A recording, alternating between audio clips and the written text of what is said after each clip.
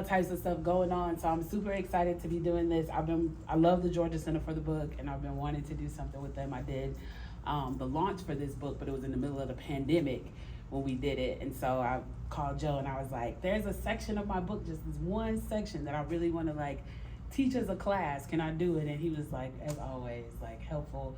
And of course, Joe, I'm just bragging on you for a quick second.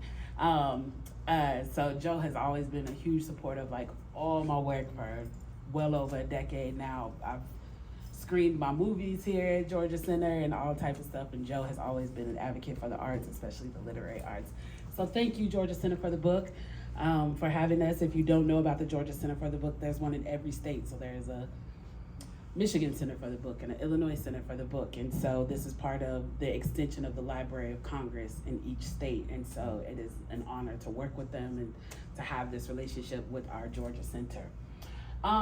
So without further ado, let's talk about the Balanced Life Priorities. And this is from my book, How We Can Win Race History and Changing the Money Game That's Rigged, which is predominantly a book about economics and how the economics of slavery, Jim Crow, redlining, and all of that has had a visceral effect on African Americans in terms of our mental health, our financial health, and everything like that. And so part of what I wanted to do was during the civil unrest of 2020 and in the oncoming years, many people were activated to do social justice work, to use their platforms to speak up. And I am telling you, as someone who does it full time, it is a heavy, heavy, heavy burden. And so one of the things that I wanted to make sure was in this book was a self-help chapter, because I was like, oftentimes we tell people to do the work, to do these things. Come on down, child, the price is right.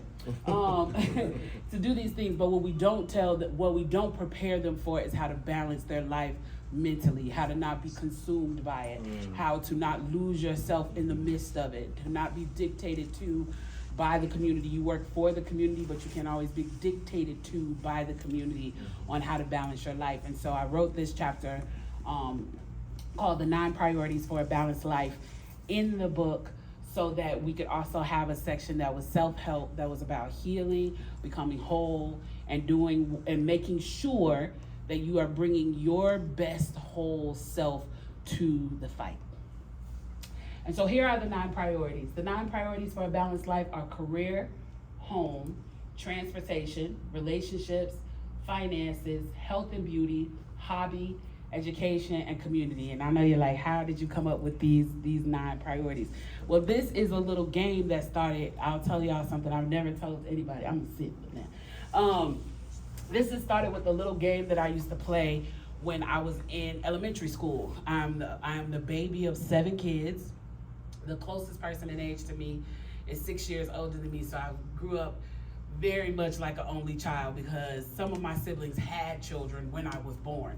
So I have nieces and nephews who love to get a kick out of calling me auntie in public, even though we're like a year apart. One of my nephews, you probably know, T. Murph, he's a comedian. He was one of the leads on that Hulu series, Woke, and he's had specials produced by Kevin Hart and all of that. He loves to wait till we outside and start yelling Auntie Kim. I'm like, we are 4 years apart, boy, cut it out. And so this started as a game that I used to play out of my loneliness as a baby of the family, where I was obsessed with fashion magazines when I was a little girl, like obsessed. I would read Vogue, and I really love Essence, because you can see all the beautiful Black women in ebony and the jet beauty of the week. But I was also a fan of the Marie Claire and Vogue and all of these magazines, which I'm grateful to God I've since then had a chance to write for all of these, write op-eds for all of these publications. I remember my Vogue article came out, I almost passed out. I was like, Mama, I got an article in Vogue. But I was a huge fan of like fashion and stuff, and so what I would do, and now this for the OGs, because I'm Gen X. Only the OGs in here gonna know what I'm talking about. Spiegel's catalog. I love Spiegel's, right? Spiegel. The Christmas book. Remember the Christmas book? Yes, the Christmas special book. Yes, I loved Spiegel, and Spiegel did something very different than most like catalogs, and that Spiegel would have like tons of photos on each page, but they would always have the fashion on those pages connected, right? Mm-hmm. And so in my mind, this was the same woman at different moments in her life, right? And so I would make up these stories about what she was doing on this day as to why she had the trench coat on and she had meetings that day, as opposed to like, you know, the one where she has the swimsuit. I'm like, it's Saturday and she's driven up the coast and now she's at her beach house. And so I would make up all these stories, and from making up these stories from catalogs and magazines, I would go through like every aspect of their life. Like, what is their house like? What is their car like? What is their relationships like? Does she have a rich husband? Is she plotting to kill him? Like, all of these things. In my mind, like, rich women was always plotting to kill the husband. And so, you know, and so I would go through all of these components, and I would do that constantly until I was about maybe like 13 or 14 years old, and then one day I wrote it down. And I looked at it and I was like, and now I know that probably was spirit, but I looked at it and I was just like, oh my God, if I could get myself together in all of these categories, I will have like a full, whole, fulfilled life.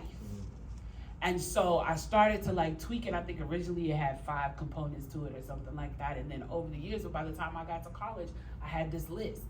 And what I would do was, like, when I would feel off balance, when I would feel a little bit off, when I would feel like I was overwhelmed, something wasn't right, couldn't quite put my finger on it, I would write these 9 priorities down, and I would write down what I had going on in each category and what I would like each category to look like, and then I would look at the gaps. Or I would, even if at that moment I was maybe fulfilled for the moment of where I was at, I would look at it and say, okay, but my hobby is travel, and like I haven't taken a trip in a year. And also, you know, in the family component, and we'll talk about each one more in details, but also like in the family component of it all, like I would be like, oh, I'm living in California, my sister is in Michigan, I haven't seen my sister in 18 months. I'm gonna kill 2 birds with 1 stone. I'm gonna take a trip to Michigan to go see my sister, or I'm gonna call her and see if me and her can get away together somewhere.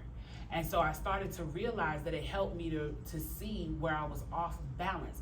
Because a lot of times, especially as you know, with both sides of the work that I do, whether it's the social justice side or whether it's the writer side, the artist side, those are both things that you are chasing something constantly. Like the race of it never ends. I'm telling you, your favorite celebrities, the ones who you love more than anything in this world, that are humongous in your eyes, they are still chasing something.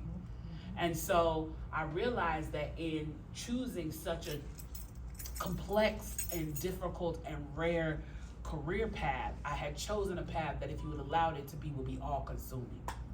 That you would miss out on the balance. We wonder why so many of our greats that we love and admire become victims of suicide, and then people are like, how could you be suicidal? How could you, you know, want to unalive yourself when you have all of this? But if all you have is the career, and your home is in turmoil, and you can't move around the way you want to, and your relationships are in a shamble, and you owe the IRS, who is the biggest bully of them all, $100,000 million, and your health is messed up, and you don't do anything you enjoy, and you're not stimulating your mind and educating, and you're not connecting with the community, that career means nothing. And you can walk around and walk away feeling empty. And you can have all of the worldly possessions that everybody thinks will fix it all, but what's happening in your spirit will be unfixable until you grapple with the other components of your life that require your attention. I'm ready for this. And so we're gonna start with the big one, and the reason I always start with career first is because we center so much of our personality around what our career is. We center so much of our personality around what our career is. And one of the things that where we make the mistake and what we don't realize where we make the mistake with career is we are constantly working within systems that are demoralizing, that undervalue us. And so we struggle with working within the systems that especially if you do social justice work, you're gonna struggle with working within the systems that you're actually fighting against. and even if that is not if humanitarian social justice work is not, although I think as Black people, we are all required to do a bit of it. Some of us may do more of the heavy lifting, but we're all required to do a bit of it. And we'll talk about that when we get to community. But Even if you're just an everyday average Joe, you know the system is messing you over. You don't have to be a grand scholar to realize what is happening, to realize that you even with the struggles that marginalized communities faced during Jim Crow and eras like that, we were still economically doing better then than we are now. Mm-hmm. Americans as a whole were doing better 50 years ago than we all are doing now. And we know why that is. We know that is because the lowest paid employee of a company, a CEO 50 years ago was making at best 7 to 10, I'll look this up and I'll post this for y'all to give y'all the exact number, but it was like somewhere between like 7 to 10%, 7 to 10 times more than their lowest paying employee. Now it's something like 300 times. We know that with inflation growth, what should be minimum wage right now, if minimum wage actually followed inflation, what should be minimum wage right now is $26 an hour. Yeah. Mm-hmm. Yep.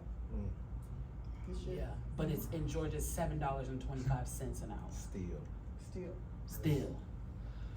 But if minimum wage followed and flowed with actual inflation, what the minimum wage worker should be making is $26 an hour to survive. And I'm talking minimum wage, so we're talking still semi-living below the poverty level at $26 an hour. Unable to, at $26 an hour, you're still unable to purchase a home in the city. When the average home, it costs $500,000. Mm-hmm.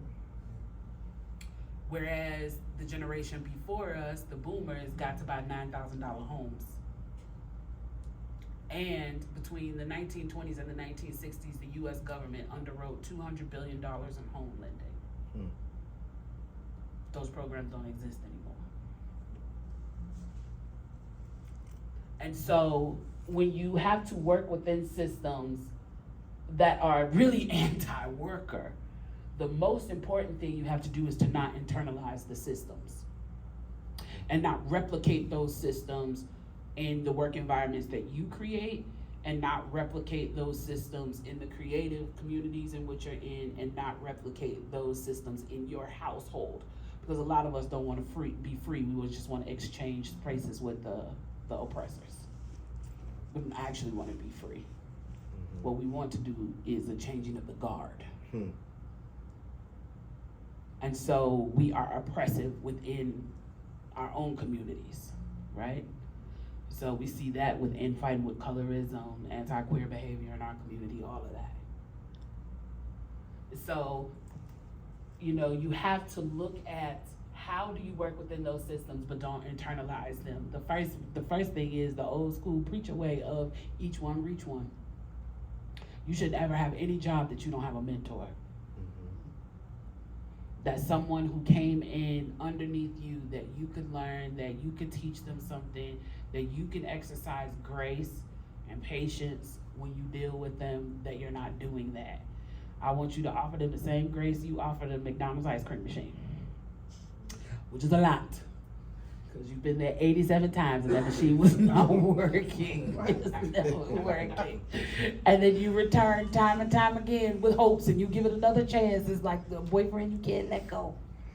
And you give it chance after chance after chance after chance after chance after chance after chance, until finally you get there and you like a McFlurry, and they're like, okay, and you like, look at God. And so that's the level of grace we should be extending to the younger generation that's coming up above us. That's also the grace that we should extend to the elders above us. Mm-hmm.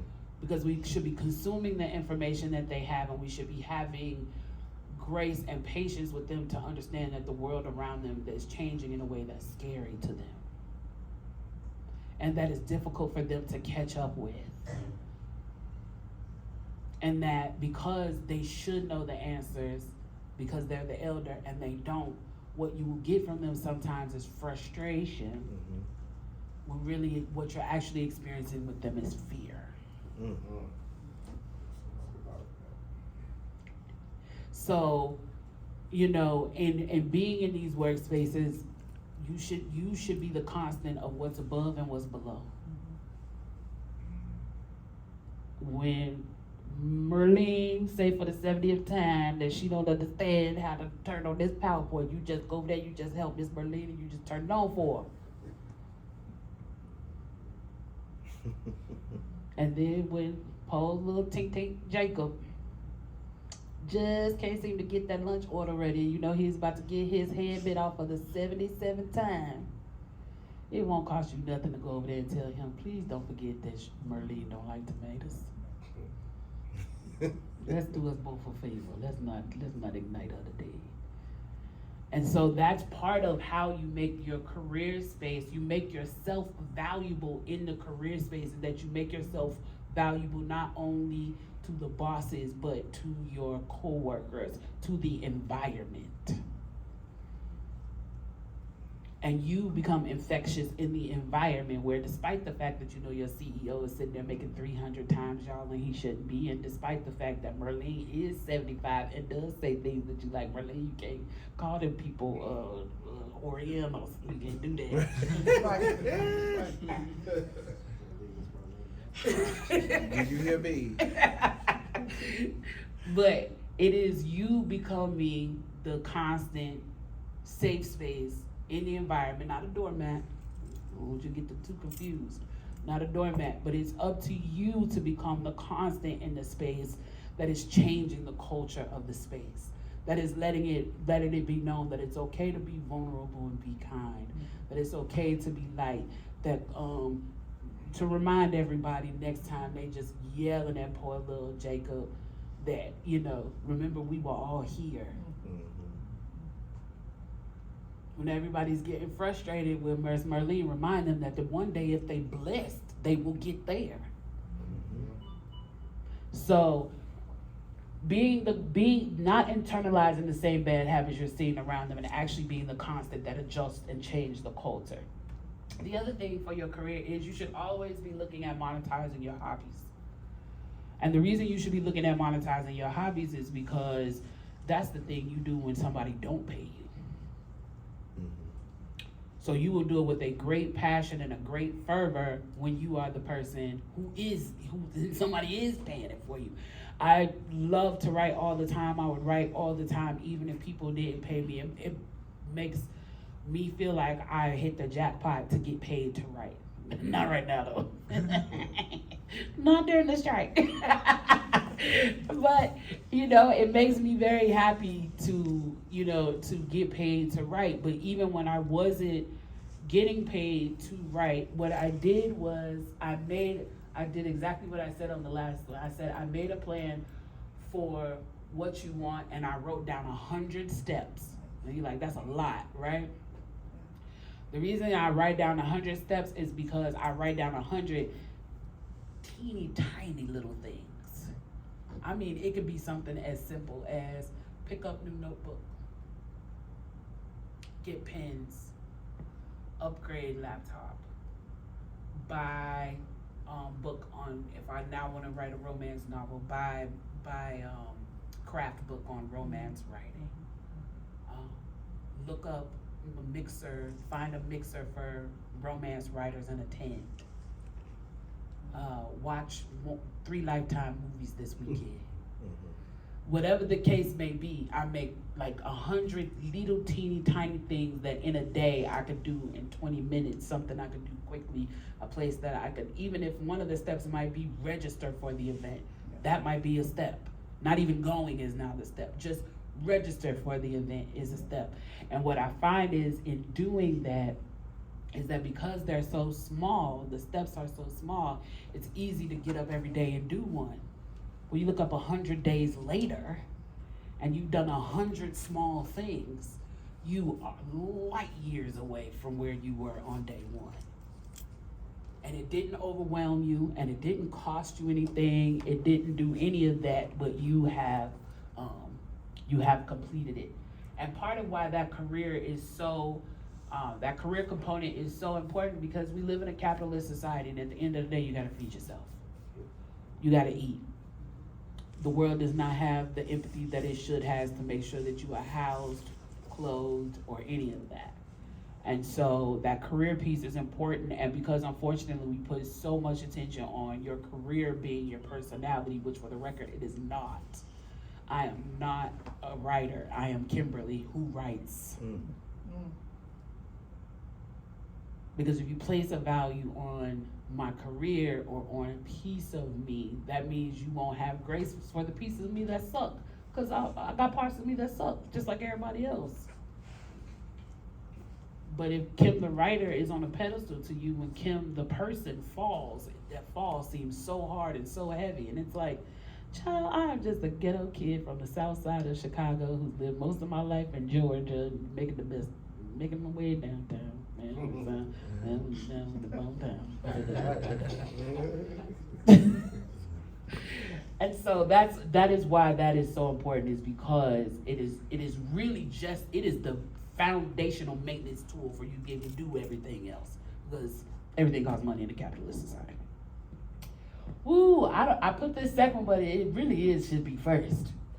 Your home. Because your home is a big one, because it should be your safe space where you can dream and grow and nurture your ideas. Ideally, your home should be your happy oasis away from the world. It doesn't matter if you're living in a converted garage or a mansion. It should be your castle. If you haven't been treating your home like a castle, the first thing I want you to do is take $20 or less out of your budget for the month. We'll get to your budget. And buy some things to flip up your environment that reflect your style and your taste. If you are in the condition of safe or unsafe homelessness, call 211. 211 is y'all hear me talk about 211 all night. 211 is my happy place. And the reason I say that is because 211, you call them no matter what you need. Anybody that needs anything, you have them call 211. 211 will refer them to the services that they need to get. So whether my dog is missing, I'm homeless, I'm about to lose my car, my home is unfurnished, I need prenatal care, no matter what social issue you need from anywhere in the U.S., you can dial 211, you can tell them where you are, you can tell them what services you need, and they will send you a list. If you have a phone, they'll text the list to you, they'll email it to you, and if you don't have either, they'll say, get a pen and paper and I'll talk you through it, and they will tell you all of the programs and services that are available to you in your area that can help you. It's the new 411. Yep. It's the new 411, but based on helping the community. Now, does 411 still exist though? I don't think so. I don't know. I don't, and I say that because I have a. Does 411 Yeah, still because I exist? don't hear nobody say I don't- 411.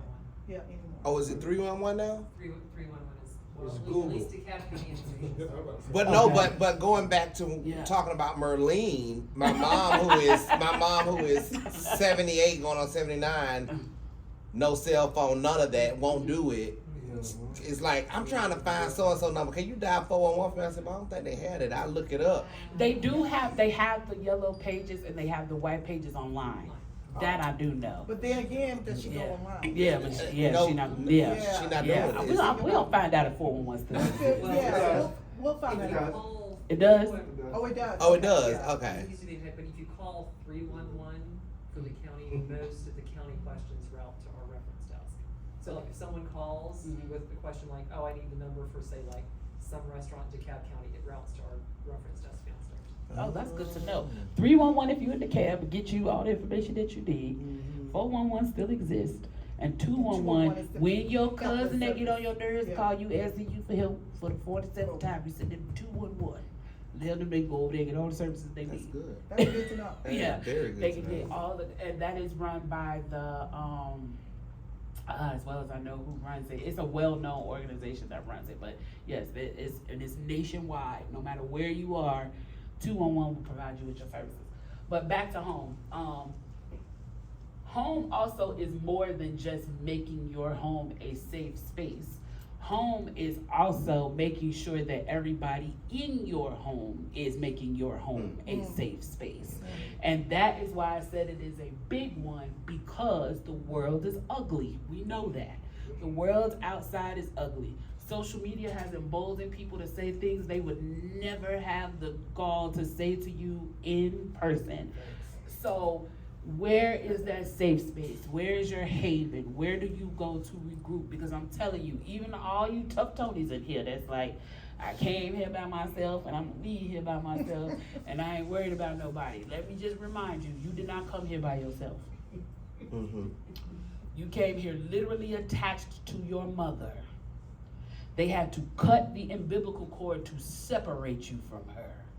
You came here about as much by yourself as cannot be. You came here literally attached to someone. Yeah. You ate what she ate. You drank what she drank. If she smoked, you smoked. If she slept, you slept. And I don't know how many of you have had the misfortune to be in the room, or the fortune, depending on how you look at it, when someone has crossed over, but I have done it probably in my lifetime 24 times. Watch someone take their last breath. And I'm telling you, what comes after that last rattle is always a name. They always tell you who's picking them up. When my mother passed, she said, Homer, that's my father's name.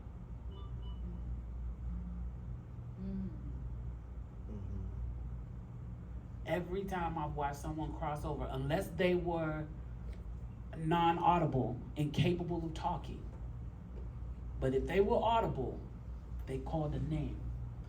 And the ones who weren't audible were fixated on one spot and their eyes never moved. So you didn't come here by yourself. And from my anecdotal evidence, you won't leave here by yourself. So you are designed to take this walk with people. As difficult a little creature as we are. And so in having a safe haven in your home, those people who get to be in there have to be curated. You can go outside of the world and to extend all the grace you want outside of the world. Your home is not a place for grace. And let me be clear about what I mean by that. What I mean by that is anything that disrupts your ability to recharge so that you can go and face the world for another day, good, bad, or indifferent, cannot have the level of access to watch you sleep.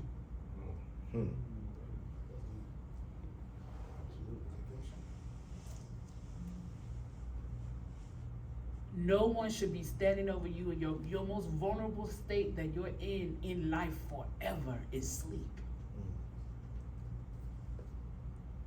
So when you think of it in the terms of, I am going to be in my most vulnerable state, unaware of what's happening to me in the world, when the lights go off and the door is locked and the alarm is set, am I as safe with the people inside as I am with people outside? And obviously we're not talking about them being to the degree of violence, but what I'm saying is to the degree of comfort. Do they allow you to rest? Do you rest well with them in your house? And if you don't, they need to go. Yep. If you do not rest well with them in your home, they need to go. If you can't go to sleep without worrying about, if you gotta sleep with your cell phone in your pocket, because you worry about crazy Tyrone going through your phone and waking you up with a punch in the face, this time you let Tyrone go. If you cannot trust that the communication that's gonna happen in your house when you leave there is the same communication that would happen when you were standing there, they need to go. Because at the end of the day, the bottom line is your home is the place where you go to recharge. It's where you're gonna do your hobbies. It's where you're gonna eat your healthy food. It's where you're gonna relax and binge your TV shows. It's where you will go to recharge, because your body will tell you when you're not recharging properly. And it'll tell you by giving you severe illnesses to make you sit down. You do not want to stroke out because you got stress outside and stress inside. Listen, my Aunt Poon, right? My Aunt Poon was a no-nonsense kind of woman. She weighed 350 pounds. That woman cooked with pork grease and put rice on like it was coffee every morning in the rice cooker. There's no way the lady should be living at 80 years old the way she ate. Ain't no way. Ain't no way she should have survived it. But she ran that house. She was at peace. Nobody questioned her authority. She raised all her kids, her grandkids, her nieces and nephews in that house, and she was happy about it. And she was joyous when she seen us, and she would cuss us out, and her husband loved her, and he would come home every Friday and hand her his paycheck, and she would give him $50 to gamble and do whatever he was gonna do for the weekend, and then she would go on and take care of everything. Half of why she survived as a 350-pound, 6-foot woman eating hog maws and rice every day is because her spirit was intact.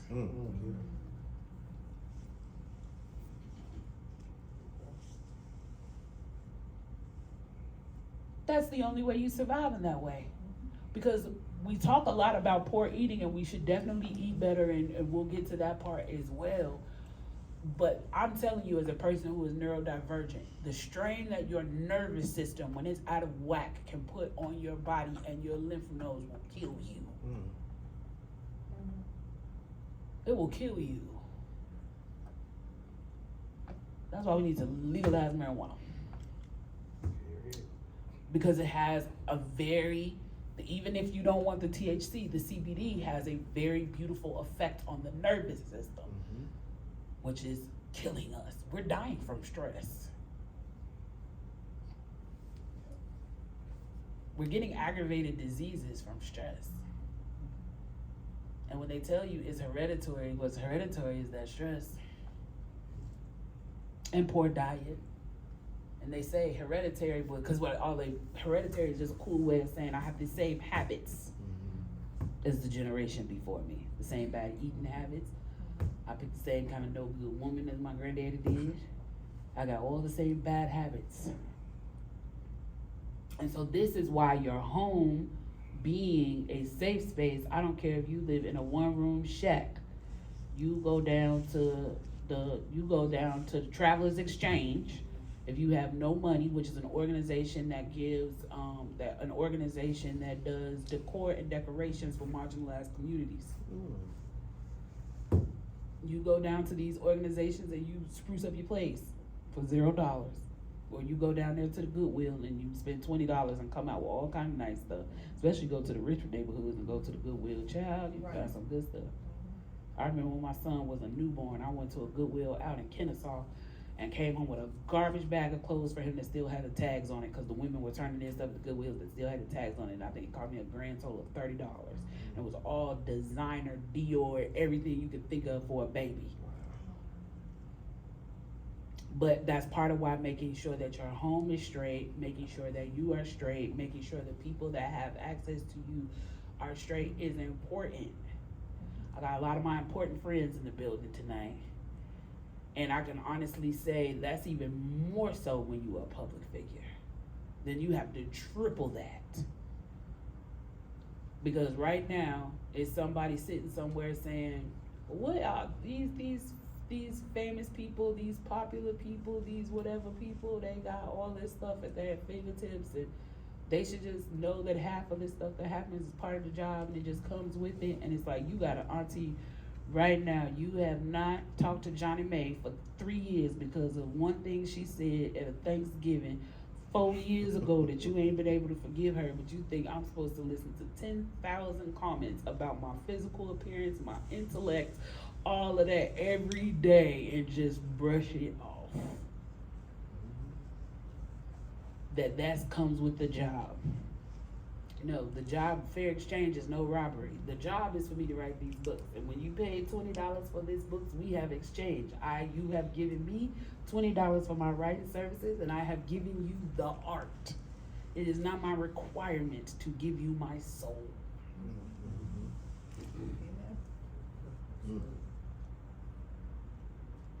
So that's why your home is important. Next up, this is one that people always want to forget. I couldn't find who made this quote, but they said a developed country is not a place where the poor have cars. It's where the rich ride public transportation. Let me tell you what I mean by that. Transportation is one of the trickiest tools that they have used against poor communities, and we don't realize it. That's why when they're trying to expand MARTA, you hear all kind of pushback about they don't want the expansion of MARTA. That's why a few years ago we were fighting tooth and nail to get the light rail over on the southwest side, and some shenanigans and tomfoolery that went on with that money. People on the southwest side paid an extra tax to get the light rail. They didn't get the light rail. Instead, they built out larger rail systems in Brookhaven who did not pay the extra tax, even though Cascade paid the tax. It was all type of meetings and never any real resolve. And part of that is because if I can control your transportation, I can control your access to things. If you are immobile and you cannot get around, I can limit your success. Because if you are immobile and you cannot get around, how you gonna get to the job interview that's 45 minutes away that the train don't go to? If you get a phone call tonight, if you're an amazing artist and you got a record that's a hit record, and you get a call from the homie tonight like, hey, we over here right now and Zaytoven is in the building and I paid the song for him and he wants you to pull up right now. He want to meet you right now. He want to get you in the studio. And you can't get there.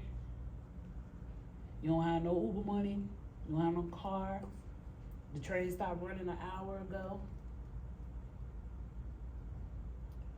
For the safety of your children, if I don't have access to the proper transportation and the things I need to move my children around, I gotta teach my children to use public transportation at a lower safety age than they should be using it.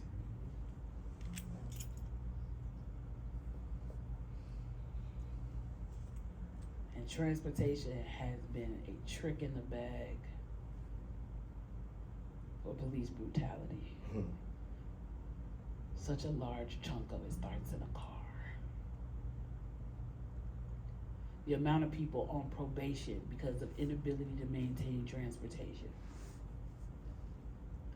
The amount of people that are on probation right now in DeKalb County and Fulton County because they couldn't pay an $80 ticket. So instead they were given hours of community service because they can't pay the ticket. And now they are in the criminal justice system where they have to show up every Saturday and to work off 1,200 hours, or usually something crazy like that of customers of like, okay, I might exaggerate, not 1,200 hours, but it's like 40 hours. It's 40 hours. You have to do like somewhere between like 40 to 80 hours. It's a lot. 40 to 80 hours for a $75 ticket, but you're a minimum wage worker. So now the Saturday where you should be working and take care of your kids, you over here at the Salvation Army serving plates. How do most counties make budget? Warrant runs. What are most warrant runs from? Traffic violation. No insurance, non-registration, why your car ain't registered because you can't pass the emissions test because you make $7.25 an hour. So when I want to do a sweep in a community, I attack transportation. Because I know if I go to Bankhead and I run tags all night, the chances of me finding multiple people without insurance is high. Why? Because in marginalized communities, because of the high crime rates, and let's be clear, crime and poverty are bedfellows.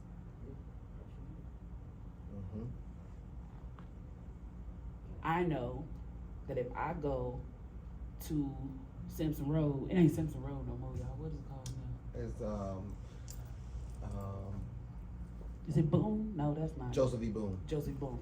I know if I go on Joseph E. Boone on a Saturday night and I sit in the corner with the lights off and run tags all night, I'm gonna make budget for the county. Mm-hmm. So this is why, hey Queen, this is why, hey Kalima, the gang's all here. This is why transportation is so key, especially for young black men. If you have young black men in your family, this is why making sure their transportation is on point, that they have their insurance, that their tag is up to date, that they know what things they can and cannot ride around in the car, because that car has been a trick bag. From everybody from Sandra Bland to myself. And it also is an inability to empower. Man, I've been thinking about doing this tour with a good friend of mine for a long time. He wrote this book called Redneck Reverie. And he and I have been thinking about doing a tour together called From the Hood to the Holler. Because if you go into marginalized, poor white neighborhoods and you have a real conversation with them, you can definitely explain to them where the alliances allow. You gotta keep in mind, King did not get dangerous when he was running the civil rights movement. King got dangerous and got murdered when he started the Poor People's Movement. Fred Hampton was not as dangerous as we thought he was in the Black Panther Party. He was dangerous when he started the Rainbow Coalition. That's when he got killed. Malcolm was killed when he came back from Mecca. This construct of race has been a game. It's been a rich man's game. Because all these things that I've been talking about that have had severe effects on Black people, Latino people, poor whites, and indigenous people, and all of it's economic based. It's all money based. And it's all the same problems. I promise you I can go in the holler and have a conversation that's very similar to the conversation I have in the hood. Classism is a monster. It's caste, yeah. It's a monster. And the quickest way for them to determine how to get you in that monster game is in your car. It's in your car. Because all I gotta do is run your tag and see you ain't got no insurance. Well, you live in the hood, you live in the holler, the insurance is higher over here. Car insurance on a Nissan Sentra, $200. And I know if you're making $725, $825, $925 an hour, you ain't got that. Ain't no way. An extra $200 a month is a killer when your pockets is thin. So make sure your baby's got good transportation. Make sure you have reliable and safe transportation. I don't want y'all on the side of the road at night with somebody with a flashlight. You do not want to have to be outside for y'all. Okay, I'm ready for the next one. Oh man, this one will kill you. And this one is too heavy for me to do by myself, so I'm gonna call my good friend Scott up here with me on this one. What's up, everyone? Yeah, y'all give him a round of applause. Thank you. This is Dr. Scott Gordon. Don't give me that PhD yet. I don't have it yet. Tell them all about your background and what you do. Good evening, and it's an absolute pleasure. I had the pleasure of having Kim speak during my book club. I have a all males book club called A Safe Space to Read for men of color, and to talk about and we have different subjects every month, and this month's topic was racism in August, and how we can win was an obvious choice. And not only that, she's also a mentor to my oldest son, Scotty, I'm the original Scotty, as they say, or Pops. My name is Scott Gordon. I'm a licensed professional counselor in the state of Georgia. I own my own private practice called A Safe Space group practice, where our mission is to eradicate the stigma of mental health in the African American community. And this beautiful soul, I saw her like everybody. I was introduced to her with Monopoly, and I can literally recite that speech. It was so impactful to me. Do it then. I just found out that here in the city of Decatur, they're teaching it in Decatur schools in their civics class this year. Oh, wow, that's Absolutely. interesting. Kudos. But after she did, which she did a phenomenal job during my book talk, she asked me, she said, Pops, I need you up on stage with me. I thought she was playing. She said, I need you up on stage with me. I'm gonna talk about the benign priorities. And I said, wherever, whenever, I'll be here for you. So I cleared my slate for the night. So I came here to not only support my sister, but support our community. One of the things that she spoke about so eloquently earlier is mental health. And the fact that mental health is killing us, or the lack thereof of good quality mental health is literally killing us. So when she came to me and talked about relationships, I was like, okay, I can do this. So she has 5, I thought there were 5. Yeah. One, That's fine. That's fine. 1, 2, Yeah. I can't, oh, because they look over at 5. I'm sure you didn't read the book, you knew it was 5. I did. I just, all these is 59-year-old eyes, y'all. So I wanted to go over each component and talk about well, not even each component, but I wanted to talk about the spirituality, the relationship, the spouse, significant other, the family, the BFF, and the business associates. Because that one took me to business associates, because I usually do business with people I rock with. Like really, but I understood what she was coming from. But I do want to take a little freedom and say that one of the relationships that I talk about with my clients all the time is not up there. And I think it can be a 1B to spirituality, and that's the relationship with yourself. Because I tell people, you cannot define a relationship with anyone else till you define that relationship with yourself. And that could be akin to your spiritual, your inner self, the inner who you are, right? So I talk a lot about the 3 crucial aspects to any relationship, and they can be your relationship with God or yourself, your relationship with your spouse, significant other, family, BFF, and business associates. So I'm gonna be brief. There are 3 things that are essential to any relationship. First of all, communication. Communication. You know, what do they say when you used to have to start a business? It was location, right? But in any relationship, you gotta be able to talk, right? Mm-hmm. You got to be able to communicate openly and effectively. See, that's the key. A lot of people don't understand effective communication. So when we get past the communication part, the second thing we have to have is expectations. Well, she should know what I want, and you know, I've been with them for 15 years and she still don't know how I like my greens. Right? You hear that all the time. But it's about expectations. Clearly stated expectations. What do you want from me? How can I make you happy?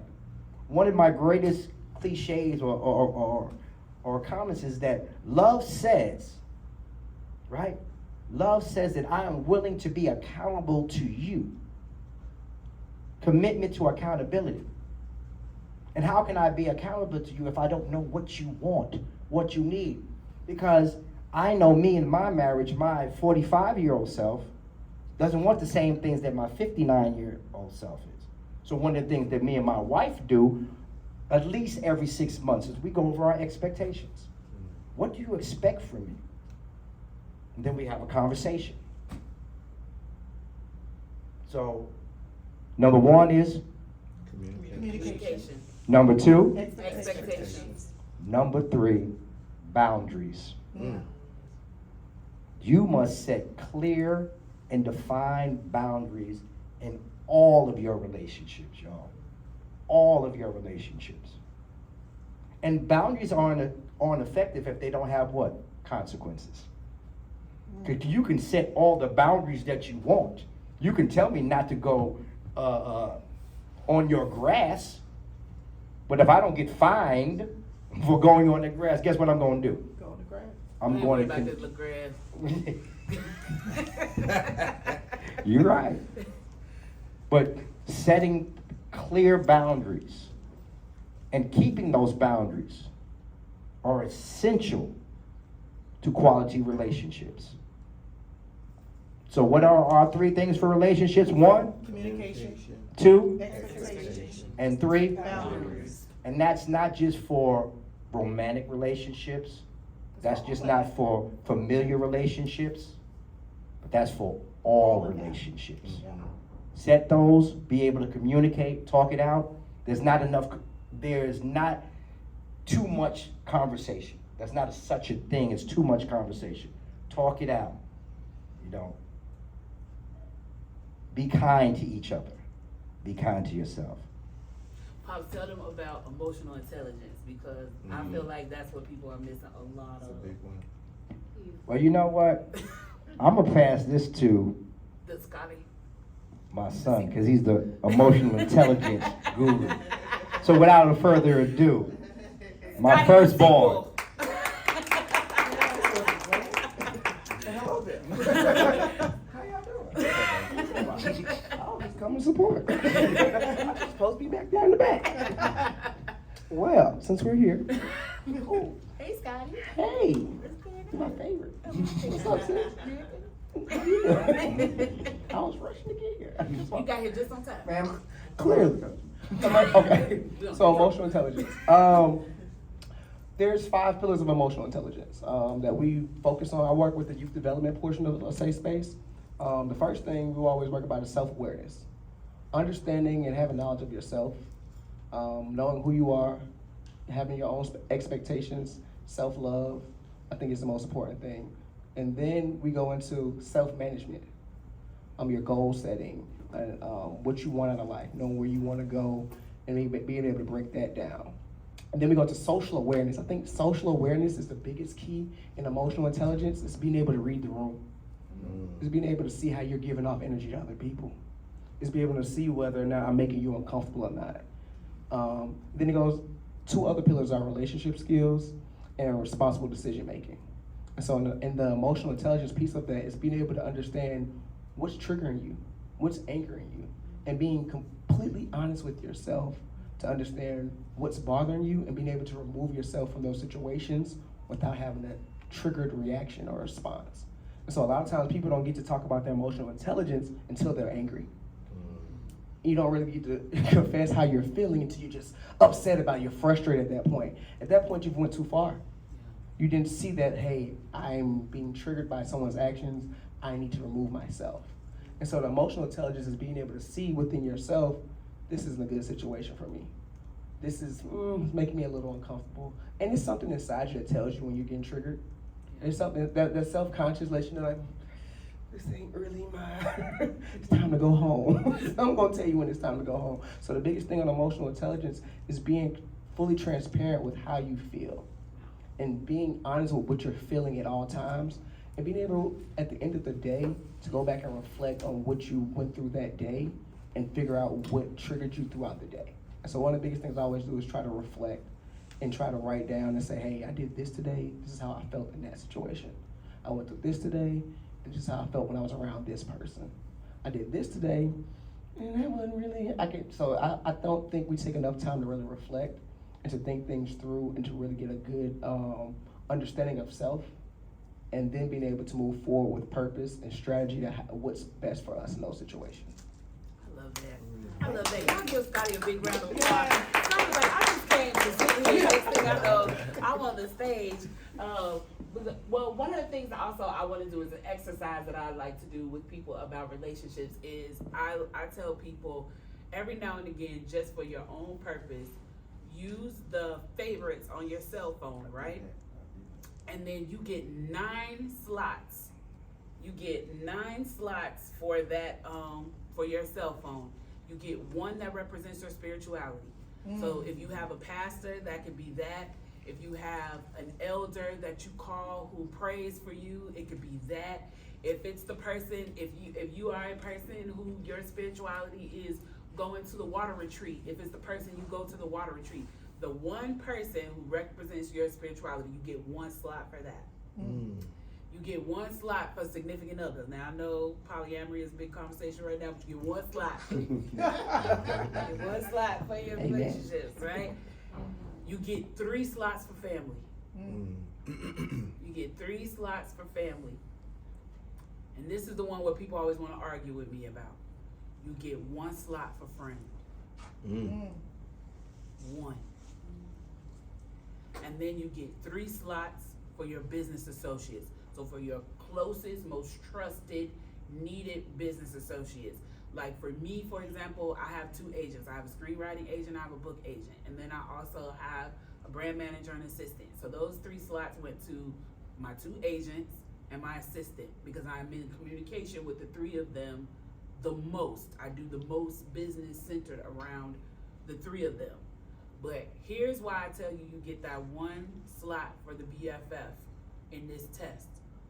Because if you have a day where you are having a rough day and you are struggling with your emotional intelligence, the only person you can pick up the phone to call is that 1 friend. And if they don't answer, you just gotta send them a text message and wait for them to call you back. And in that time, you need to learn to self-soothe. I call it your accountability buddy. Yep. Always have accountability. Always have one. The 2 a.m. person. That 2 a.m. person. And the reason why I tell you that you only get 1, and that's hard, because people are like, I got 3 best friends. We all been friends since middle school. Best Trust is me, singular. trust me, you have one of them that you trust more. If you really have to sit and think it through, you have one of them that you trust more. And the reason why I say that is because the one thing that we all claim that we want, that we protect, we do a horrible job of protecting, is our privacy. And so in the moment where Merlene got you effed up for the last time at work, and simultaneously your boo thing, you got a DM from his side chick, side dude, side whatever, in your Facebook, and you are having a horrible day, that natural need to vent will overtake the emotional intelligence on who should be in your personal affairs. And you will be so desperate to share, to purge it from your spirit, that you will call that cousin that you got no business telling your business to, because she's the one who answered the phone, because you called your best friend, you called your confidant sibling, you called all these people, nobody's answering the phone, and you like, Tamika ain't at work right now, I'll call her, and Tamika should not be in your business. Tamika should not know what's going on at your job. Tamika should not be involved in the personal affairs of what's going on with you and your significant other. Tamika should not be in that business at all, but you calling her out of desperation of need to vent. So when you put those 9 people in that favorite's phone, now you may have one family member, like my sister. I trust my sister with my life. I can tell my sister anything. So you may have somebody in that family category that you could call. You may also have your BFF, so you can call both of them. But you can't call them past that. The other thing is, this is a reminder to you that that person, those people on those business associate lists should also not be listening to their personal affairs. You may love your agent. Y'all may have the greatest relationship in the world. You may love your boss. Y'all may have the greatest relationship in the world. You may love your project manager friend that's on there with you. Y'all may have the greatest relationship in the world. But I am telling you that compartmentalizing people in your life will keep you from being hurt.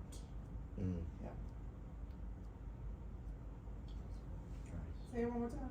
Compartmentalizing people in your life will keep you from being hurt. Understanding what people's position is in your life sets the boundary. So when I set the boundary with those 9 calls, and I know that in those 9 calls, in those 9 people that I can call, Scotty is on that list. So I'm trying to get to Scotty to vent about what's happening, or I'm trying to get to Yanaja to vent about what's happening. When they don't answer, I gotta wait. I gotta wait until they call me back to protect not only me, but to protect the other parties involved. Because how many of y'all had to sit at a table with your significant other because you done told some of y'all's personal business, and now your family rolling their eyes at them, and you definitely left out the part that talk about how you ran over his foot before he backed over your toe. Or, sister, it's an opportunity for you to go to the first one and talk And to go within and talk to yourself.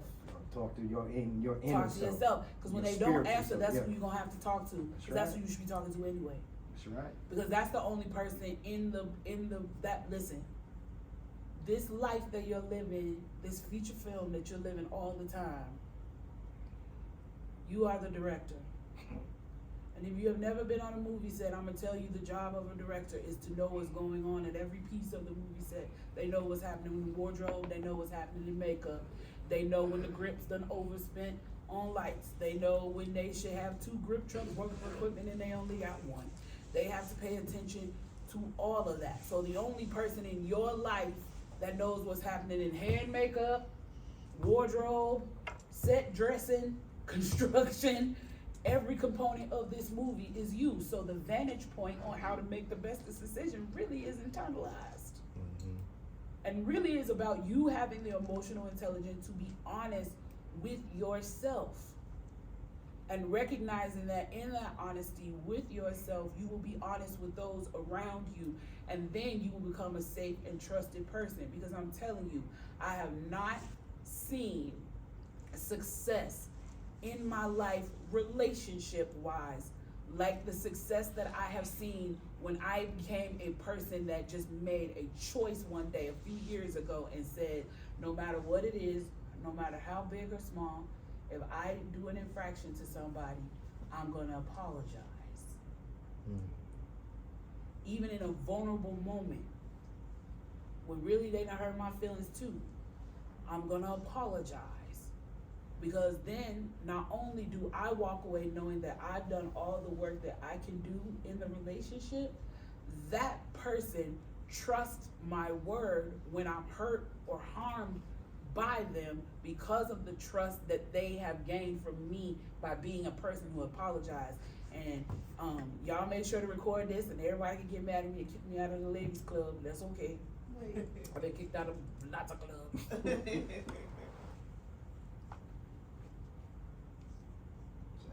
Black men are not accustomed to hearing apologies. One more time. To the people in the back. Black men are not accustomed to hearing apologies. It means so much to them when you can hold yourself accountable and say, I was wrong. Let me speak on that to Please, follow you please, up, please. Do you know I got that booming voice. What is the number one thing after domestic violence, after infidelity, and after financial issues that ruins relationships? Lack of accountability. Because if you are not accountable, if you can't say my bad, then you can never grow. You can never grow in a relationship. So when I have couples, because this is what, when you don't have accountability, this is what you do all the time. It was his fault, it was her fault. No, I gotta look within myself. That spirituality, that's why understanding, that self-knowledge of who you are. So now you can say, okay, yeah, I messed up. I really messed up, my bad. I apologize. That, what she said just warmed my heart. Because that's what we need. We need that, okay, because now we can go on. Now we can go on because everything can't be on me. I can't be wrong all the time, making you feel good about yourself because you're right all the time. So thank you, sister.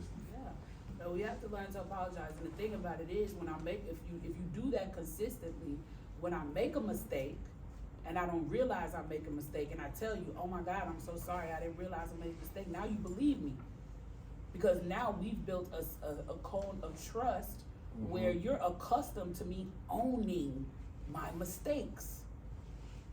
I gotta take her to the airport. Okay, And love then y'all. audition, that's why we're late, so. We love you. Love y'all. Love y'all. Bye, Shamar. Good luck on your audition. Break a leg, nephew. If y'all don't know who those two amazing women are, that is Kalima and Yunajaha Lone Wolf. Yunajaha Lone Wolf. I'm like, is- we're staying here for this. Kalima is an amazing actress who also created a screening room called Screening Room. And she does Screening Room LA, Screening Room Atlanta, where she screens independent films. But she's also an amazing director, writer, all of these things. And the queen back there, bye queen! Bye, Queen. Bye. We were like, let's go. Is Yunajaha Lone Wolf, who is a lifelong freedom fighter. Her whole family has been freedom fighters her entire life. She's half black, half Lakota Native. She was actually born on the longest walk. When the natives got to the end of the longest walk, her mother gave birth to her. So she been a freedom fighter literally since birth. Born into it. She Yeah. was born into it. She was Born into on it. it. Yeah, she was born into it, and she's an amazing woman. She managed Wu-Tang for a little while and has done awesome things in her life. And her son is Wu-Tang Legacy, is Capadonna's son. So yeah, she's awesome.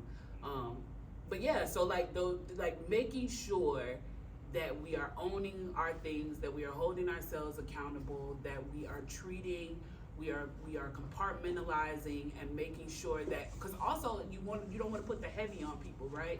Like, so I'm your business associate and now you're having a bad day at work and you want to call me and vent about that, but I have 4 actual best friends and relatives in which I have to carry that, and I may love you and I may want great things for you, and in a business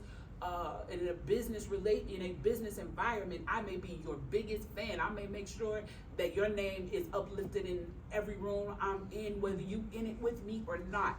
But that does not mean that also part of my responsibility is taking on the emotional component of this relationship, because this relationship I have mentees who I love to death. They are like my kids. Anytime I can get them a gig, a job, put them in a room, I'm going to do that. But I also don't have the bandwidth to take on all of their emotional problems. They have to find other people in their life who that part is for them. Miss Kim is your arts mentor. It is my job to make sure you handle yourself properly in the room, that I put you in the room with my powerful friends, that if a writing gig comes up and I need an assistant, that I make sure you get it first.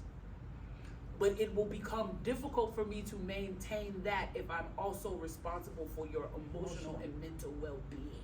Because then now, just by nature of humanness, now I feel overwhelmed by you. Somebody teach that. Can you teach that? Oh my God, That's what I'm doing today. That needs a second back. That needs a That's how we here.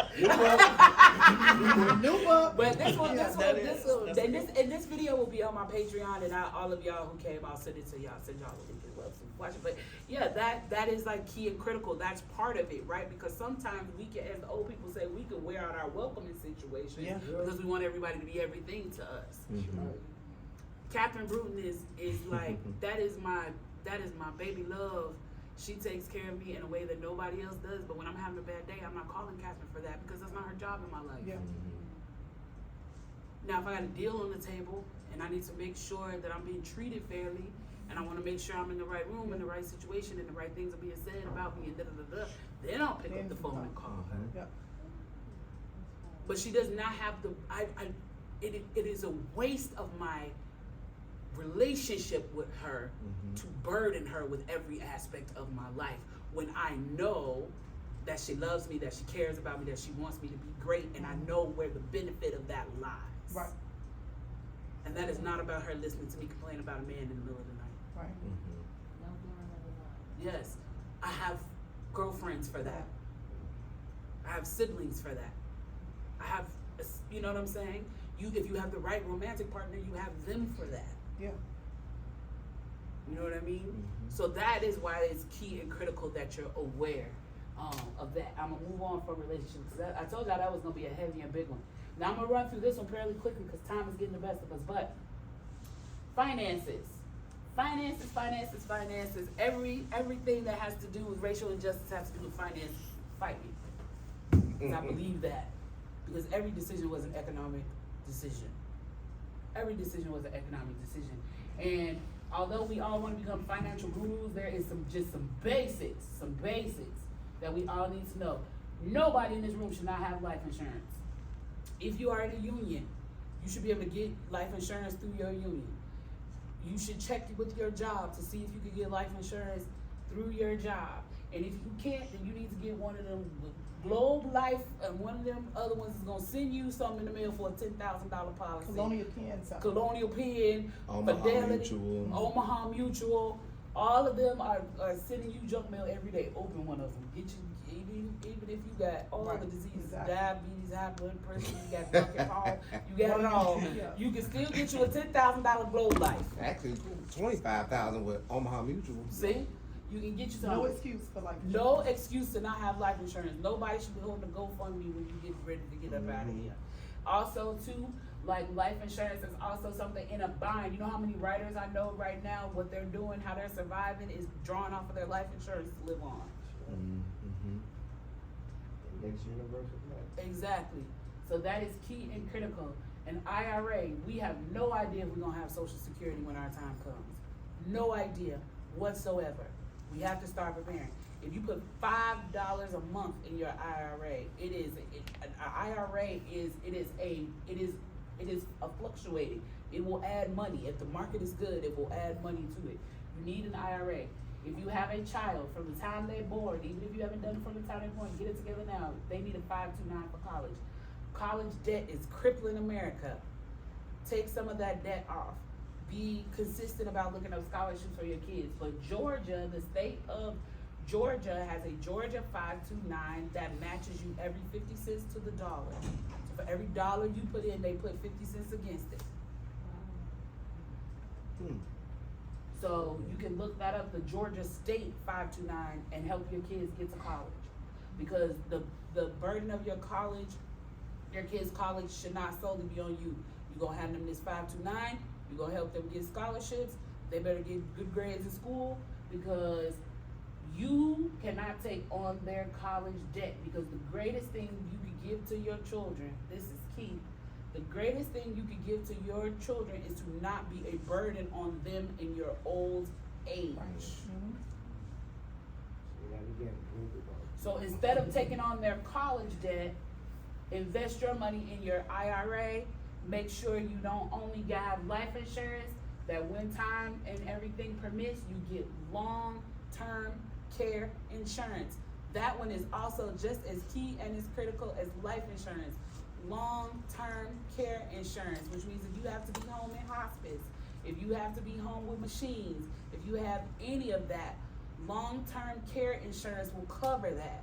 It is a separate type of insurance. You can talk to your insurance company and ask them about long-term. You know how many families have been broken because their IRA, their Social Security, all of that has been eaten up because granddaddy in the back room.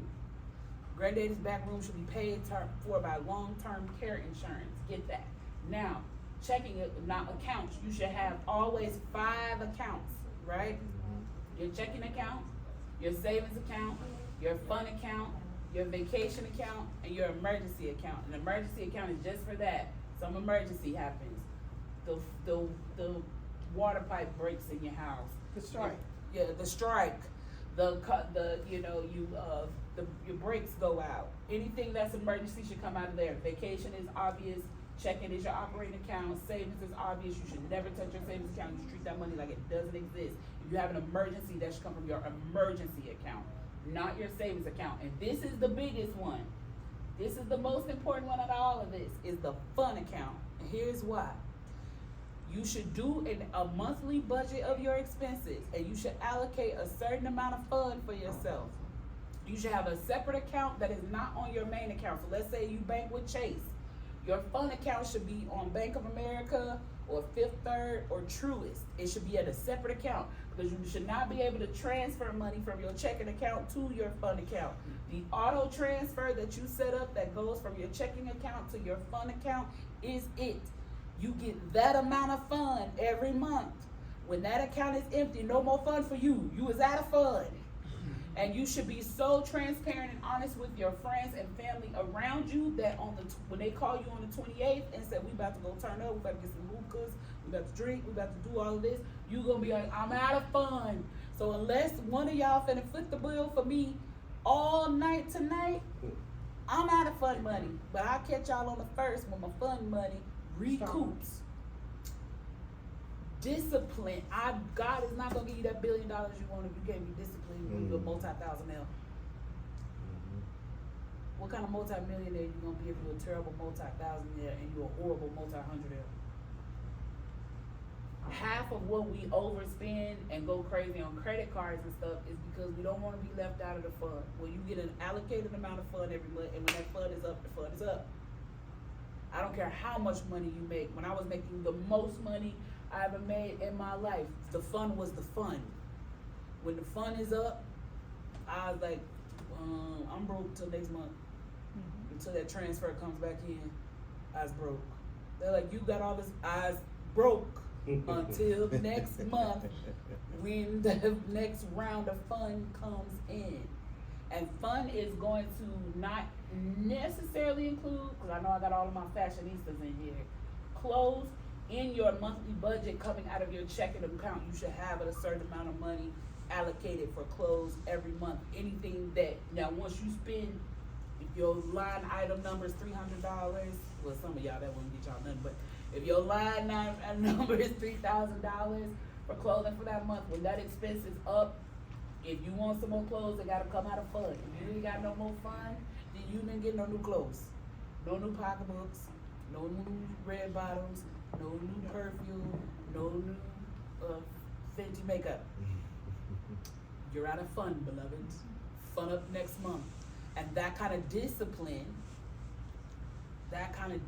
will make sure you're not overspending so that you don't ever tap into your savings, so that you don't ever tap into your IRA, so you don't ever tap into those kind of things. And, this is another good one, health and beauty. In this day and age, health should be a human right, but it isn't yet. So you have to get some health insurance. If you have missed the window for Obamacare, see if you qualify for Medicaid. Definitely sign up for health insurance if your job provides it, and if all else fails, every county hospital has a sliding scale health program. Here is Grady. You get you a Grady card, and you will have a sliding scale health program. You will have to show proof of your income in order to receive medical services based on your income, not just in the emergency room, but affiliate doctors that you can go to see in optometry, dental, family care, general practice, and you can see them on a sliding scale based on your income. If you don't have health insurance, go down there and get your Grady card. You can see everybody in the Grady system under that Grady card. The amount of things that we take for granted in our health that is slowly killing us when we should be living to see our good 90 and we only killing to see our 60. Half of it is we just not even using common sense. You don't have good dental hygiene. Why would you not take care of something so close to your brain? Where do you think the infection goes? Where do you think the infection goes?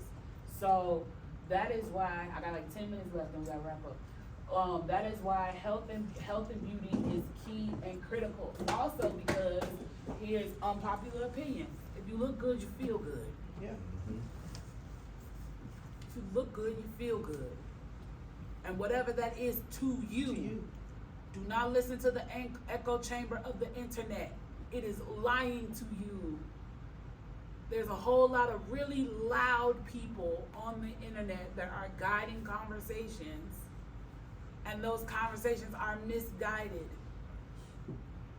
They're extremely misguided. And the people who are the loudest and the most boisterous and who want to be negative get the most attention, so you think that that is the dominant perspective, and it's not, because the average everyday person that's working ain't got time to get on the internet and argue with people all day. So you're not even hearing their opinion.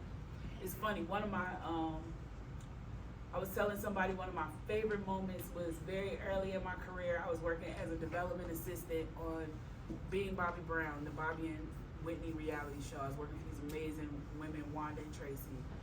And this was at the height of people being awful to Whitney, just awful to her. And I remember the AJC wrote this glowing, beautiful article about how she was the voice of a generation, how amazing she was, how she was unmatched, all these things.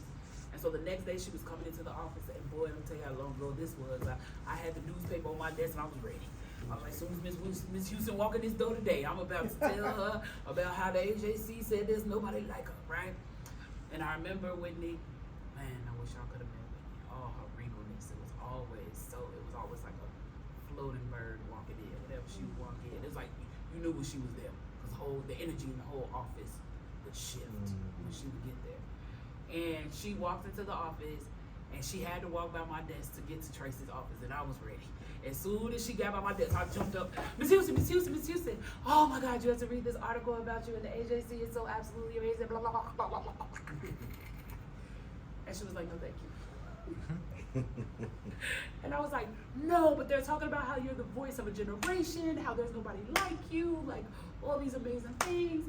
And she said, baby girl, if I believe them when they tell me I'm great, I'm gonna have to believe them when they tell me I'm trash. That's right. So Come I don't on. read any of it. Come on. Oh, good. Come Yeah, on. that makes sense. And I was just like, That's my little good. feelings, I was embarrassed, my little feelings was hurt. That's good. But I have taken that lesson that she told me that now, that was 18 years ago, and I have carried that with me for 18 years. And I've heard people say it before, if you live by the applause, you'll die by the booze. And so that is why that inner beauty that you cultivate for yourself, and that you allow it to impact your external beauty, is so key and critical. Because I will tell you all the time, it's not about ego or bravado or any of that, but what it is about is I am so self-assured of what God has called me to do in this life, and the way in which He designed for me to show up, that you can't shake that. As my friends say, it's gotta be in you, not on you. Because when it's in you, it can't be touched. If it's on you, it can be adjusted. I could go over there right now and adjust your pants and pull the leg down, but I can't touch what's happening in your spirit. And when you are sure of yourself, then it's easier for you not to be moved by people when they attempt to touch you in your spirit. Scotty will tell you, you come for me crazy, I'll run you my whole resume. I'll tell you about the wall they built for me in Berlin. I'll tell you about how I was GQ Germany's Voice of the Year. I'll tell you everything you need to know about me, because I know how hard I worked to earn those moments.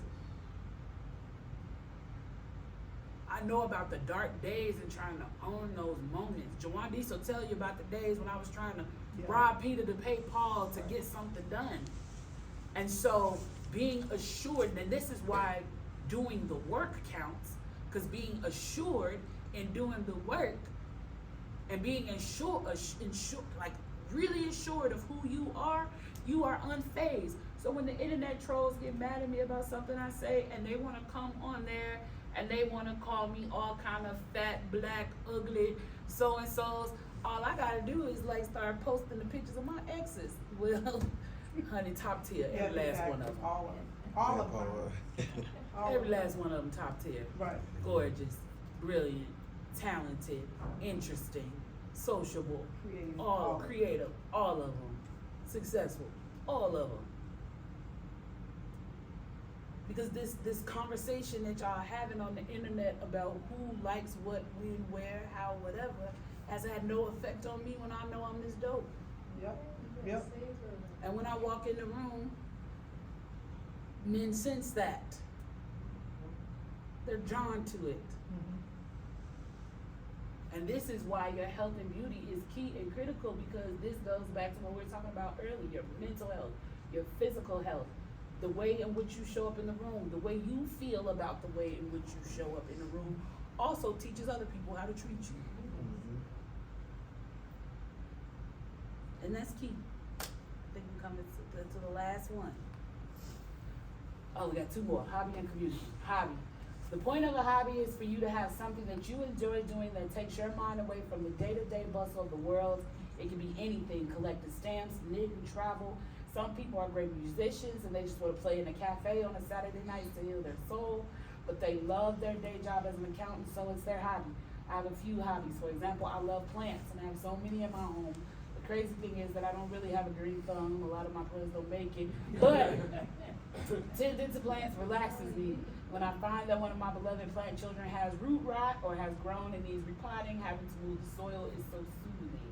You can have as many hobbies as you want as long as only one of them costs you money. So you gotta be economically sound. If you have more than one hobby, the others have to pay for themselves. We are trying to get into financial balance, so your hobbies cannot be how you go broke. But the hobby is key and essential too, because again, we wrap so much of our life up into our career and our relationship. Those two, we allow them to dominate the conversation. And so we're so wrapped up into them that we are not even just doing things, again, that positively affect our nervous system. It feels good to get my hand in the soil, even though I'm like, I probably don't keep, but I live here. And so, doing things that make you happy, that are soothing to you, that have an effect on your system, also makes you more interesting and appealing to those around you. And it puts you in groups where you can learn more and get connected to more interesting people. I mean, I can't tell you how many interesting people I've met in the home and garden section at the Walmart. My sister loves line dances. My sister Gigi, she loves line dances. So she gonna find the 2 or 3 spots where she lives in Detroit where she can go and line dance. And a big chunk of her friend group is from people who hobby around learning different line dances. And matter of fact, we went out of town this year and she won a contest, line dancing, won some tickets and all that stuff from line dancing. So having something that is not only soothing to you, but refocuses you and allows you to step outside of your career and relationships, which are dominating you and have nothing to do with that. Some of the happiest people you're gonna see on a Sunday night over there at Cascade skating. Yeah. Because they know what their hobby is. Half of us don't even know what our hobby is. We don't have one. You need one. You need one. Even if it's you love to sew. Even if your hobby, maybe you're a foodie. So you need to go and try different restaurants and blog about it. And not because you're trying to make it a career. Everything don't have to, look, we so focused on, I got to get the bag, chasing the bag, I got to be bitty, I got to have 87 jobs. Yeah. It's like some of this stuff you just need to do because you love it. That you don't even need the pressure of trying to monetize it. Feed your soul. Mm-hmm. Yeah, you just needed to feed your soul. Exactly, you just needed to feed your soul. It's not about trying to monetize it. A lot of those people who skate on Cascade, they ain't trying to go get famous skating. But that Sunday night sets the tone for them to be able to function for the rest of the week. So that's why your hobby is key. And last but most, still ain't last. I think the community. Yeah, next time. So education. Education is not just academic education in school. Academic education may be an important part of you getting ahead of realizing your dreams.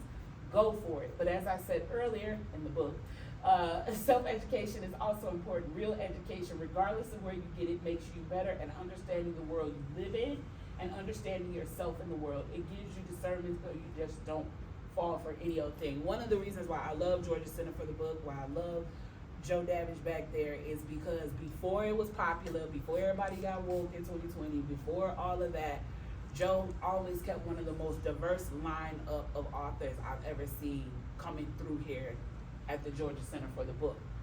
And the reason why I mention that in this section is because the degrees of fiction, nonfiction, children's books, all of those those people that came in, that education that I got by coming to the center prepared me to be a great writer, because that was my school, that was my writing school, is that I would sit in on all these lectures of all these great writers, and some of them who were new writers, which was just as helpful to hear what their journey was like on their first book, first time getting published, all of that, to almost have like, it was like my own little school to come to the Georgia Center for the Book and listen to authors talk before I was a published author. And be able to ask them questions and learn what their journey was like. And I mean, I remember it's one thing that has been so useful to me as a published author, knowing to always ask for separate accounting on your books, which has been a lifesaver for me as an author. And I heard that at a talk here at the Georgia Center. Someone asked an author one night, what piece of business advice would you give to a new author that they wouldn't even know that they should ask for? And the person said, always, if you have a 2, 3, or 4 book deal, always ask for separate accounting on the books.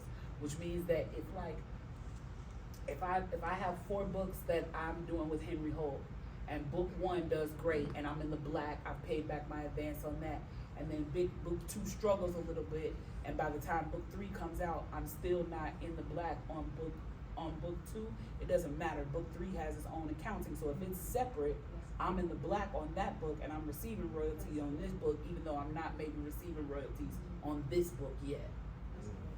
But a lot of times what they'll do is group accounting if you have a 4-book deal, which means you in the black on book 1, black 2 is in the red, book 3 comes out and starts to be successful, and now it's paying for book 2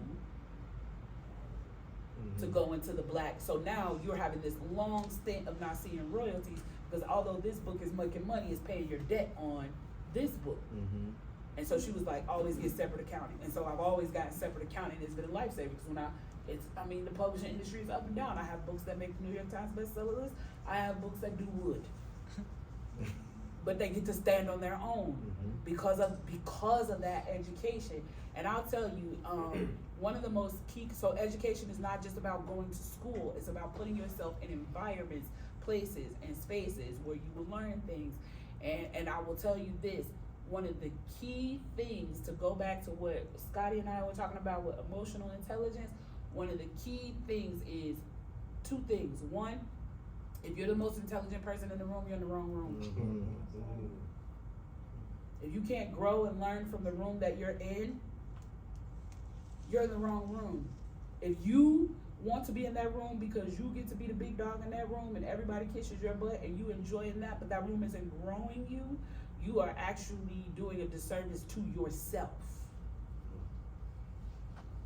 The other thing is, recognize when you are in a room where you should be a listener and not a talker.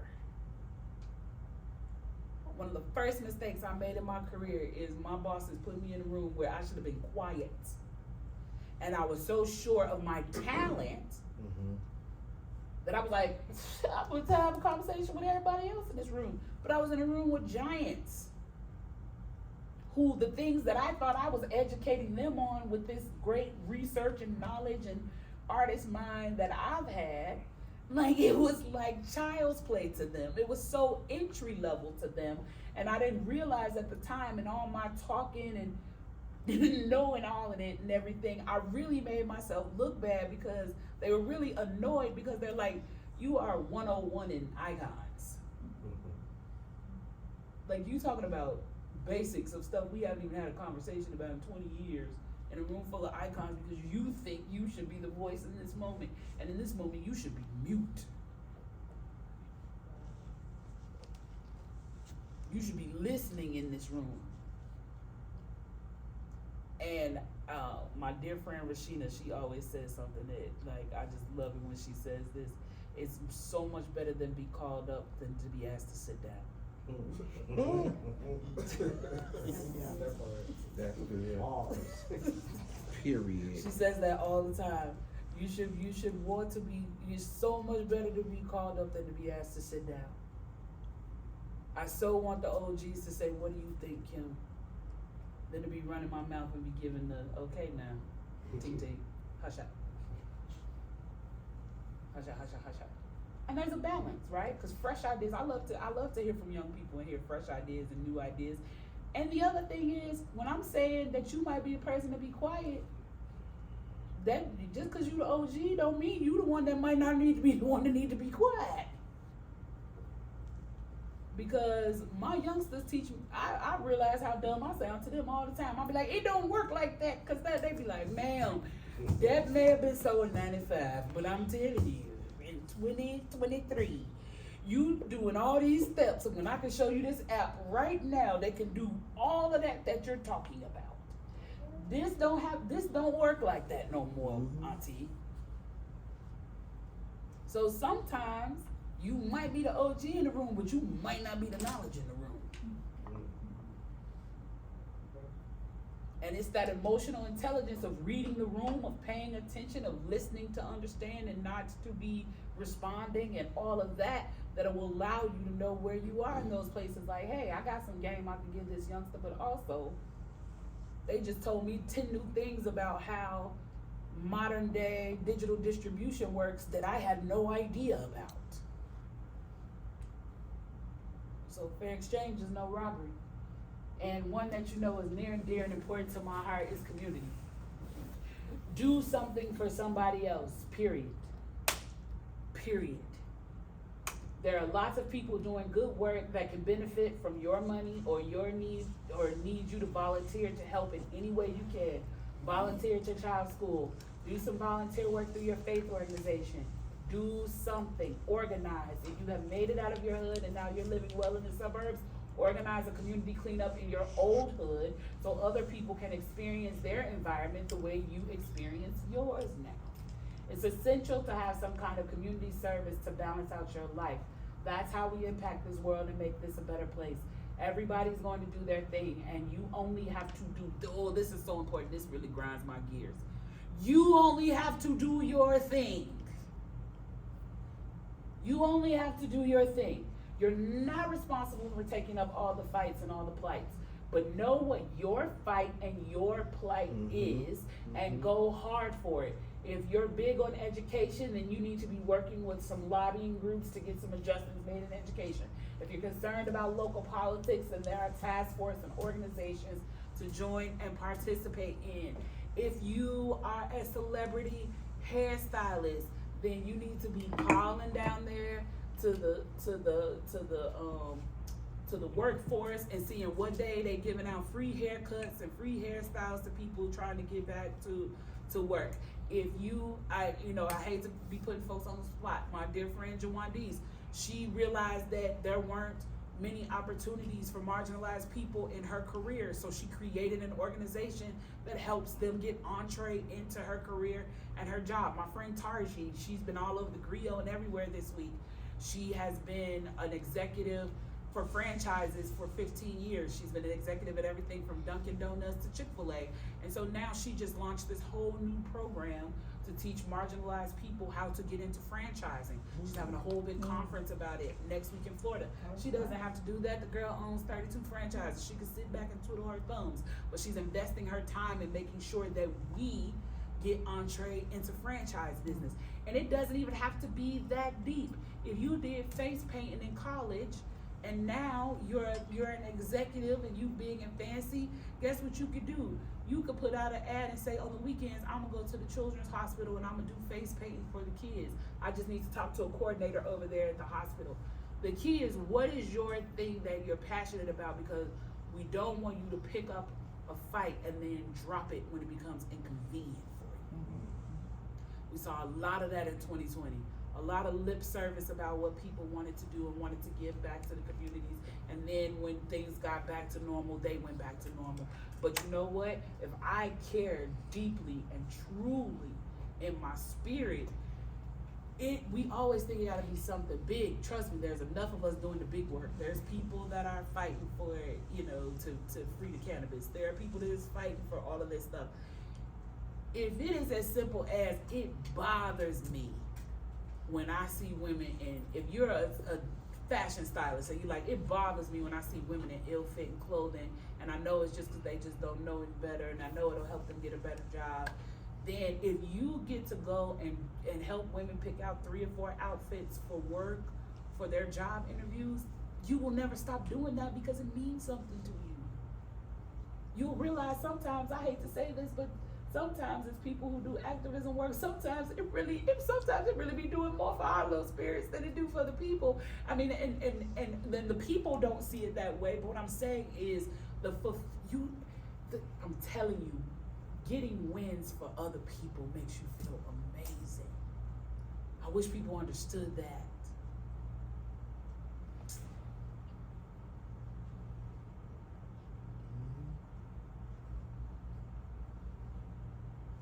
There's nothing that's gonna make you feel bigger than changing someone else's life. Than having an effect on other people's lives.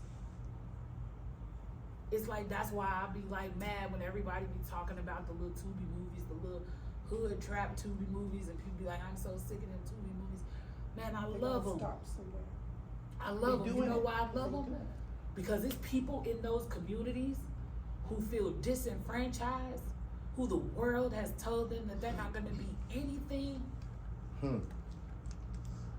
And now they have found a purpose in their hood in Detroit, in St. Louis, in Atlanta. Giving their life some purpose.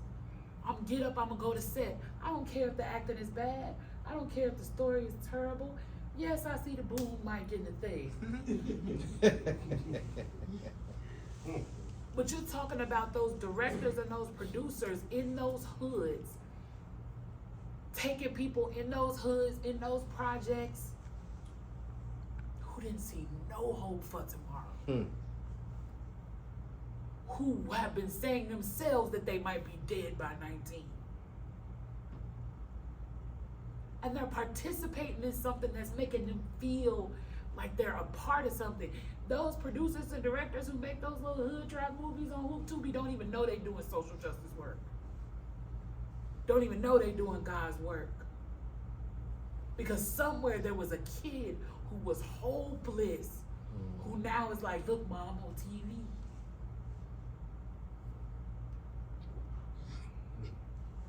If you walk this whole life only being concerned about you, then you missed it. If you walk this earth your whole life and the only person that you are concerned with, centered around, focused on is you, then you missed it. You missed the point of it. This is an interconnected, intergalactic experience that we are all having together. And it's our uniqueness and an ability to collaborate in that uniqueness that gives this life meaning, that makes it valuable, that makes it make sense why we all are here at this time and in this place together. Because guess what? Batman ain't as interesting without the Joker, the Riddler, and the Penguin.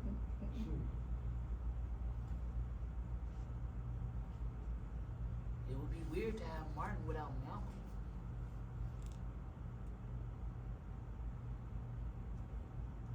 How much do I appreciate Erykah Badu if I don't have Glorilla? I love everything hood, trap, ghetto, ratchet. I do, because I know that we are the architects of cool, and American culture as we know it is rooted in these people who, when they're inventing it, we tell them they're less than, and then we co-opt it and make it $1 billion business.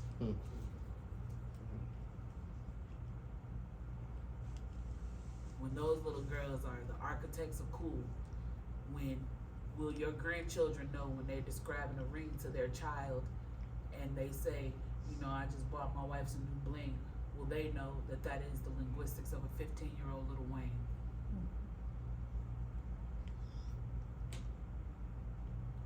The etymology of language is always changing. The etymology of fashion and technology is always changing. And it is the interconnectedness of it, and it is the root of the wealthy idealsman down to the hood kid here in the 50th anniversary of hip hop with 2 turntables that say I'm gonna make something out of nothing.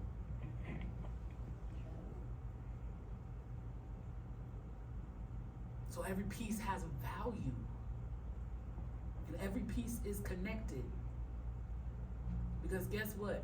We make fun of those little Tubi kids now. But them little Tubi Stay kids, tuned. stay tuned. Stay tuned. Stay tuned. Because that is your next John Singleton. Is somewhere in Detroit right now with a camera. With a camera, yeah. Saying the strike don't affect me, Twan, and then we gonna shoot this thing Right. tonight. Exactly, yeah. The whole thing tonight. And the appreciation of talent is not what it used to be. Nobody really cares anymore. They don't.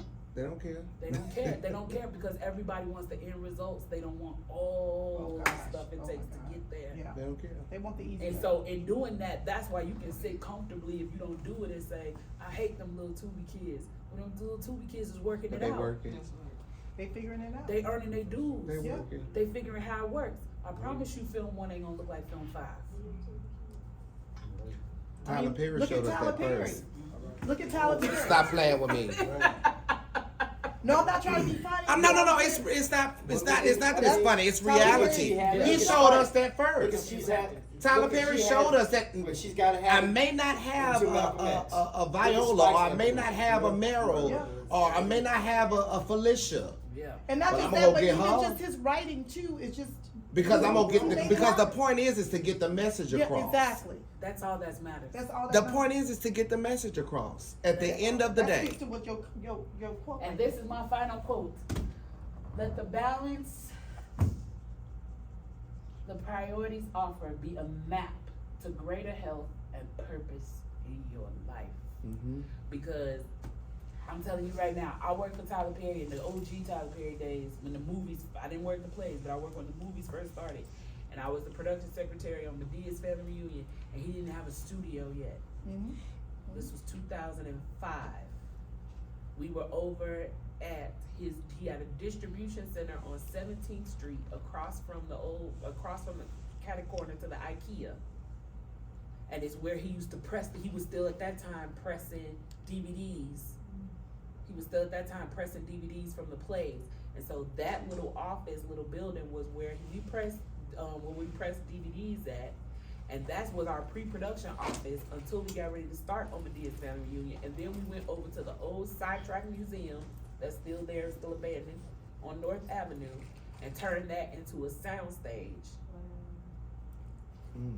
And that's when we shot Medea's Family Reunion. And it's funny because I was a production secretary, so I used to get there 3 hours before everybody else because Tyler would be having meetings with the bankers to buy Krog Street. Mhm. Mm. So before that's the work level.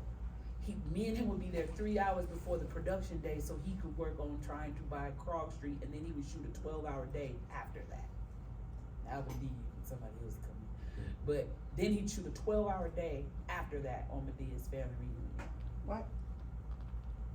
And that's why I'm saying the relationships were key, because people were trying to figure out how on Medea's Family Reunion we got Cicely Tyson and Maya Angelou and all of them. It's because of the producing team that we had at that time.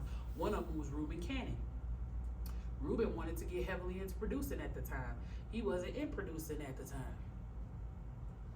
Reuben was a legendary casting director. Mm. Reuben had cast things like The Color Purple. Right. So Reuben came over and was able to get all the favors in the world because everybody owes Reuben Cannon a favor. Right. But he understood the importance of a relationship. Mm-hmm.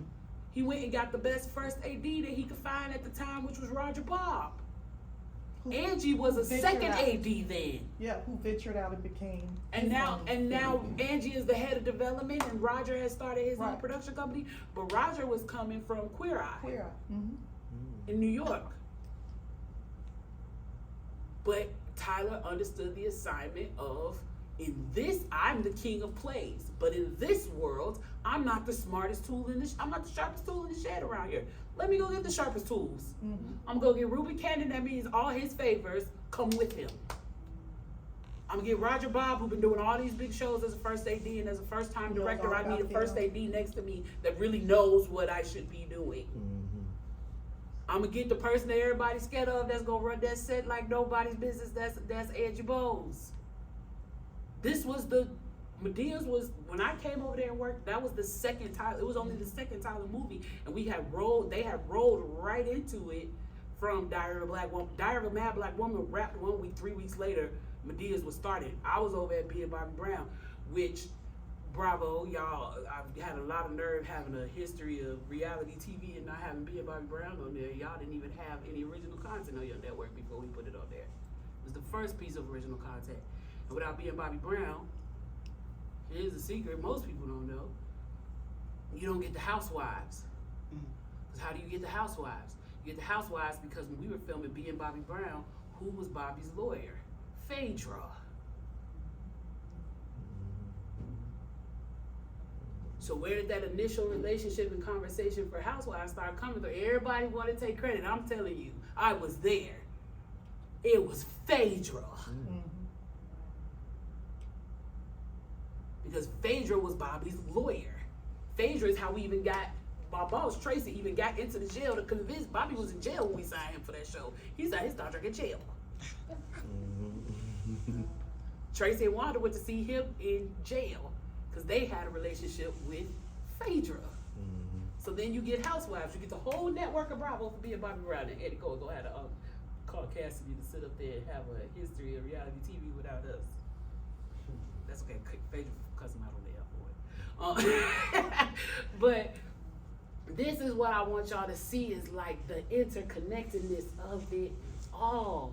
How I even ended up over at Medea's Family Reunion is that Katie Trobes was our coordinator over on Being Bobby Brown.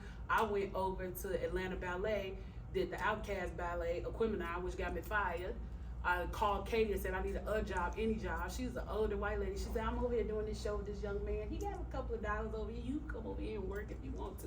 Oh, Tyler Perry. Because every key step that we make, that we do, that we go for, what it is that we're pulling together, is all connected.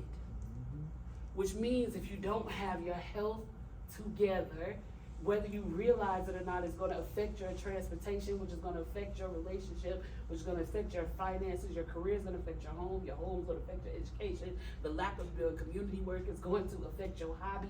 It's all connected. So when you're feeling off, sit down, Something is off. make a list of what you got going on in each category and see where you're at and find your balance. I love y'all not because of who you are, but because of why you're here. Thank you. Love you. And this is all in the book, so if you want to buy the book, you can buy the book over there, and I'm happy to sign it for you. If you brought your book, I'm happy to sign it for you. I love you.